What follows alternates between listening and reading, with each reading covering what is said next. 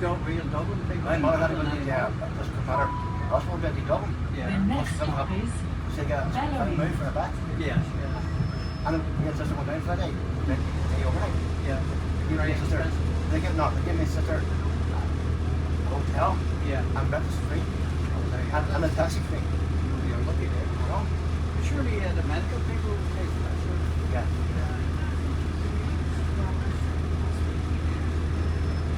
Well, I don't have any trouble when I go home. The house is still there. And you only fucking ask me to go home. So my bed's still in the bedroom. I know. And all my pictures are in there. And everything. Now, right? Yeah, I know. I think about it.